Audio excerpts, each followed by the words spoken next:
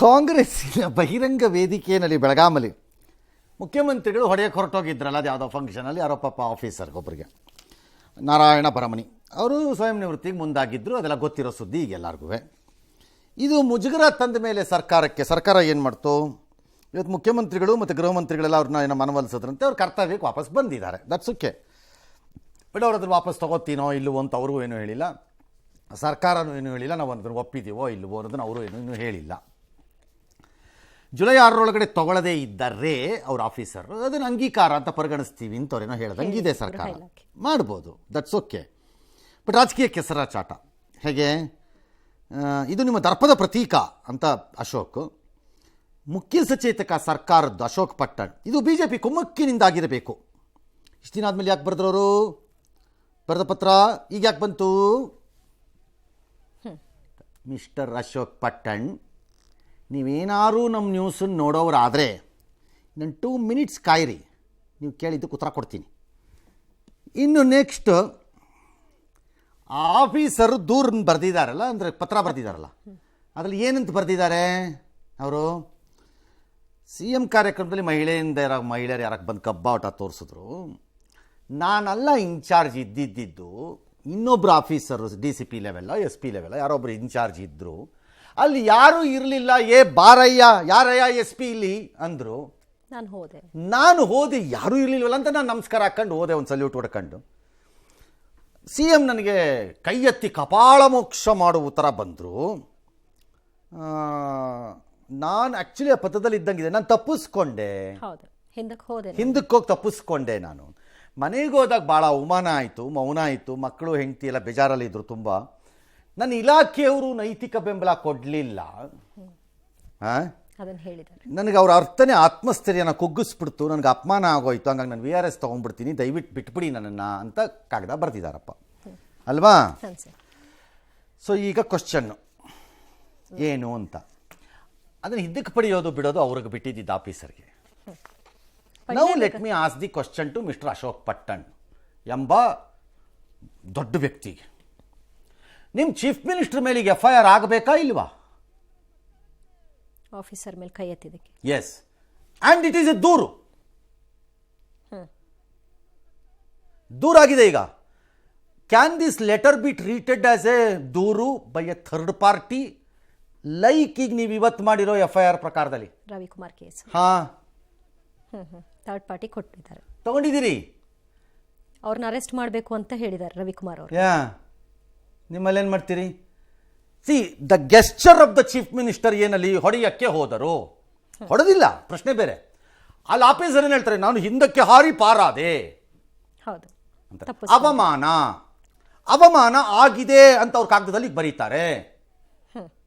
ಹಾಗಾದ್ರೆ ಕುಟುಂಬ ಕೂಡ ಬೇಸರಗೊಂಡಿದೆ, ಕುಟುಂಬ ಬೇಸರಗೊಳ್ತು, ಡ್ಯಾಶು ಏನೇನೋ ಬರ್ಕತ್ತಾರ ಅವರು, ಆತ್ಮಸ್ಥೈರ್ಯ ಕುಗ್ಗಿದೆ ಅಂತ. ಹಾಗಿದ್ರೆ ಇದು ಅಸಾಲ್ಟ್, ಇಂಟೆಂಡೆಡ್ ಅಸಾಲ್ಟ್ ಅಂತ ಆಗುತ್ತೋ? ಈಗ ಇಂಟೆಂಡೆಡ್ ಅಪಮಾನ, ಅಶ್ಲೀಲ ಪದ ಆದಂಗೆ ಹಾಗೆ ಪರಿಗಣಿಸ್ಬೇಕಲ್ಲ? ಇಲ್ಲ, ಹಂಗೆ ಮಾಡಕ, ಅವ್ರು ಹೊಡೆಯಕ್ಕೆ ಹೋಗೇ ಇರಲಿಲ್ಲ ಅಂತ ನಿಮ್ಗೆ ಹಂಗೆ ಕಾಣಿಸಿರ್ಬೇಕು. ಇಲ್ಲೂ ಯಾಕೆ ಅವ್ರು ಹೇಳಿದ್ದು ಹಾಗೆ ಕಾಣಿಸ್ಬೇಕು ನಿಮಗೆ? This is what I wanted to tell mister Ashok Pattan. See, political ಪಾರ್ಟಿಗಳು ಯು ಕಾಂಟ್ ಟೇಕ್ ಪೊಸಿಷನ್, ನಮ್ಮ ಅನುಕೂಲಕ್ಕೆ ತಕ್ಕಂತೆ ಪೊಸಿಷನ್ ತಗೊಂಡ್ಬಿಡ್ತೀವಿ ಅನ್ನಕ್ಕಾಗಲ್ಲ. ನೀವು ಒಂದು ತಿಂಗಳಾದ್ಮೇಲೆ ಯಾಕೆ ಕೊಟ್ಟರು? ಆಗ್ಲೇ ಕೊಡ್ಬೇಕಿತ್ತಲ್ಲ. ಯಾಕೆ ನೀವ್ಯಾರು ಅದನ್ನು ಹೇಳಕ್ಕೆ ಯಾವಾಗ ಕೊಡಬೇಕು ಅಂತ ಮಾನಸಿಕವಾಗಿ ಕುಗ್ಗು ಹೋಗಿದ್ದೆ, ಅದರಿಂದ ಚೇತರಿಸ್ಕೊಂಡು ಬಂದು ಕೊಟ್ಟಿದ್ದೀನಿ, ಅಷ್ಟೇ, ಮುಗಿದಾಯ್ತು. ವರದಕ್ಷಿಣೆ ಕೇಸು ಯಾಕೆ ಇವಾಗ ಕೊಟ್ಟೆ ನೀನು, 6 ತಿಂಗಳಿಂದ ಯಾಕೆ ಕೊಡಲಿಲ್ಲ ಅಂತ ಕೇಳ್ತಾರಾ? ಈವನ್ ರೇಪ್ ಕೇಸಲ್ಲಿ ಯಾಕೆ ನೀನು ಮರದಿನ ಬಂದು ಕಂಪ್ಲೇಂಟ್ ಕೊಟ್ಟಿಲ್ಲ ಅಂದ್ರೆ ಕೇಳ್ತಾರಾ? ಹಾಗೆ ಇದುವೆ, ಅದರಲ್ಲೇನಿದೆ? ಏನು ಕಾನೂನಲ್ಲಿ ಡಿಬಾರ್ ಮಾಡಿದ್ದಾರೇನು ಅಶೋಕ್ ಪಟ್ಟಣ್? ನಿಮ್ಮ ಚೀಫ್ ಮಿನಿಸ್ಟರ್ ಮೆಚ್ಚಕ್ಕೆ ಹೇಳ್ಬಿಟ್ಟು ಸಿಗಾಕಿಸ್ಬೇಡಿ ಸುಮ್ಮನೆ ಪಾಪ ಅವರನ್ನು. ಈಗ ನನ್ನ ಪ್ರಶ್ನೆ ಇದು, ಮುಖ್ಯಮಂತ್ರಿ ಸಿದ್ದರಾಮಯ್ಯನವರು ಅಧಿಕಾರಿಯೊಬ್ಬನ ಮೇಲೆ ಹಲ್ಲೆ ಮಾಡುವಂತಹ ಭಾವನೆಗಳನ್ನು ವ್ಯಕ್ತಪಡಿಸಿದರು ಮತ್ತು ಅಂತಹ ಆಕ್ಷನ್ಗಳು ಇದ್ದವು ಅಂತ ಅವ್ರು ದೂರಲ್ಲಿ ಬರೆದಿದ್ದಾರೆ. ಹಾಗಾಗಿ FIR ಆಗಬೇಕು ಅಂತೀರೇನಾ?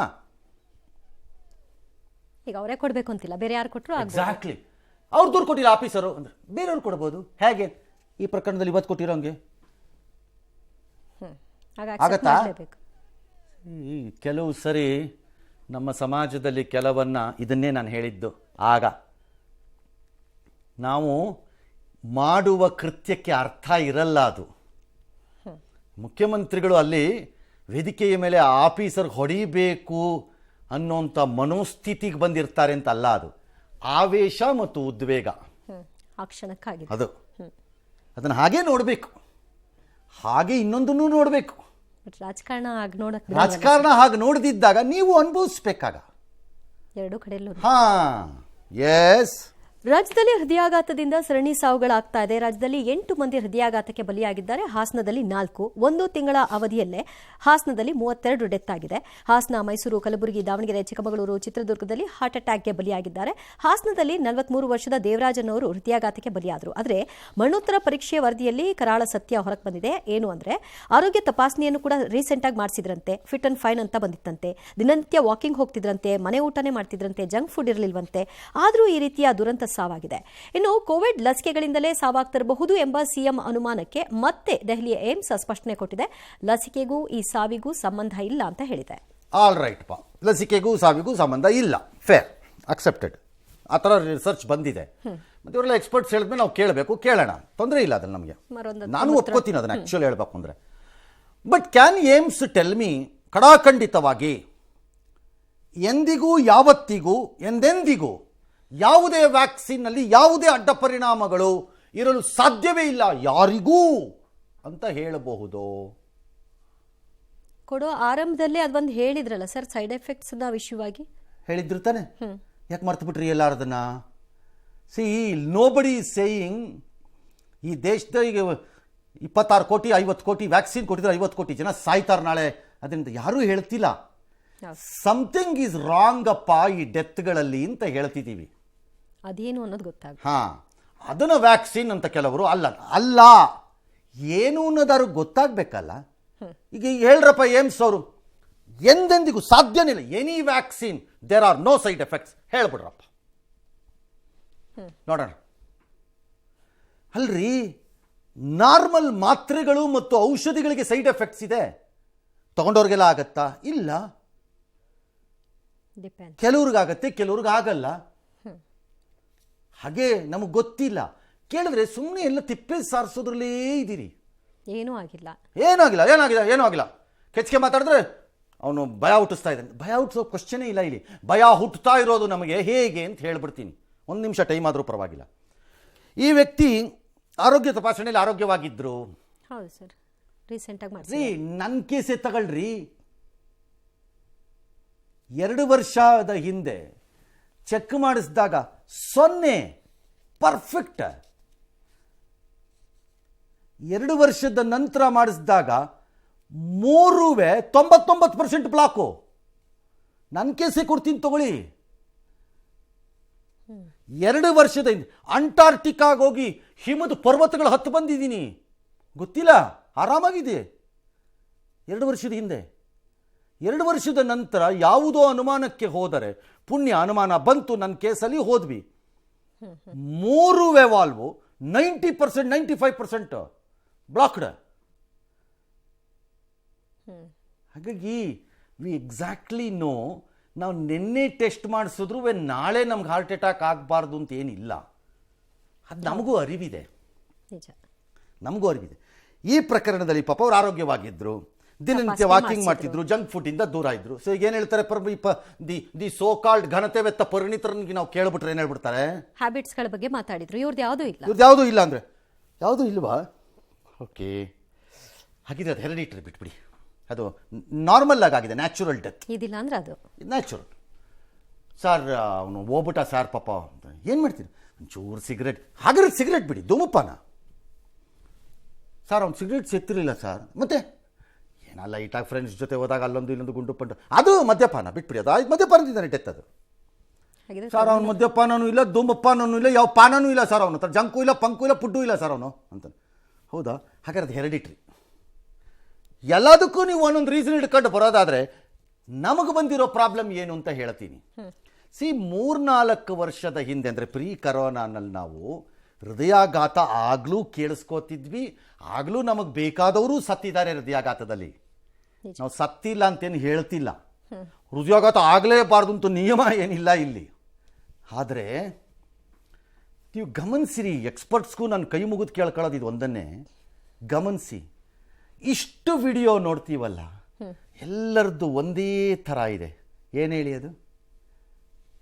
ವಾಕಿಂಗ್ ಮಾಡ್ತಿರ್ತಾರೆ, ಹಿಂಗೆ ಹಿಂಗೆ ಬೀಳ್ತಾರೆ. ಸ್ಕೂಟ್ರು ಓಡಿಸ್ತಿರ್ತಾರೆ, ಹಂಗೆ ಹಿಂಗೆ ಬೀಳ್ತಾರೆ. ಕುರ್ಚೀಲಿ ಕೂತಿರ್ತಾರೆ, ಹಂಗೆ ಹಿಂಗೆ ಹಿಂದಕ್ಕೆ ಹೋಗ್ತಾರೆ. ಗಾಡಿ ಓಡಿಸ್ತಿರ್ತಾರೆ, ಹಾಗೆ ಲೆಫ್ಟಿಗೆ ವಾಲ್ ಬಿಡ್ತಾರೆ. ಆಫೀಸಲ್ಲಿ ಕಂಪ್ಯೂಟರ್ ಮುಂದೆ ಕೂತಿರ್ತಾರೆ, ಹಾಗೆ ತಲೆ ಬಗ್ಗಿಸ್ತಾರೆ. ಒಬ್ಬರು ಒಂದು ಕ್ಷಣನೂ ನರಳಲ್ಲ.